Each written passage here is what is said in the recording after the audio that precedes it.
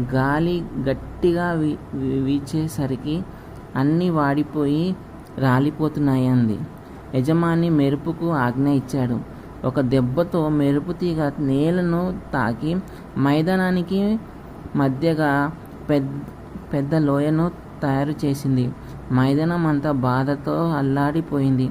చాలా రోజుల పాటు తనలో ఉన్న ఆ పెద్ద గుంటను చూసి ఏడుస్తూ ఉండేది.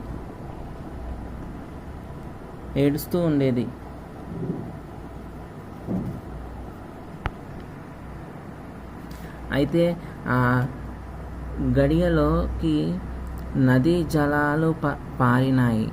ఒండ్రు మట్టి పుష్కలంగా దానిపై మేట వేసింది. మళ్ళీ పక్షులు విత్తనాలను తీసుకొచ్చి ఆ లోయలో వేసినాయి. కొంతకాలానికి ఆ లోయలో రాళ్ళ మీద పచ్చగా తలతలలాడే నాచు పరుచుకుంది. నేలంతా పూల మొక్కలు మొలిచి అందాల విరజిమ్మాయి. సూర్యకాంతితో పెద్ద పెద్ద చెట్లు మొలిచి తలలెత్తాయి. ఎక్కడ చూసినా రంగురంగుల పూలు.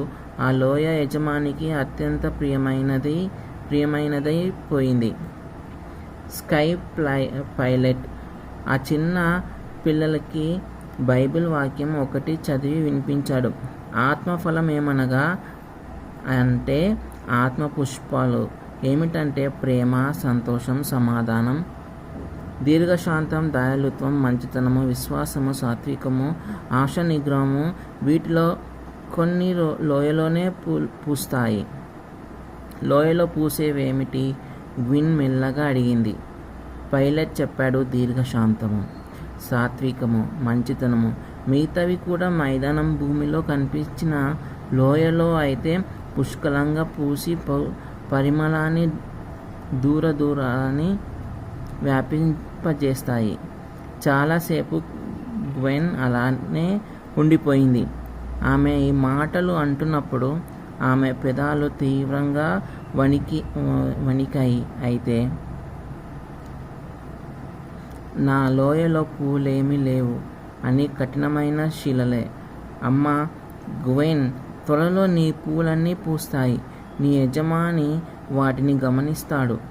మనం కూడా వాటిని చూడగలుగుతాము.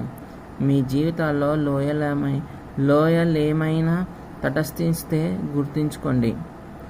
ఈ అధ్యాయంలో మనకి దేవుడి పైన విశ్వాసం ఉంచడానికి ఎంతో దోహదపడుతుంది. మనల్ని కాపాడేది ఆయనే కాబట్టి ప్రార్థించుకుంటున్నాం.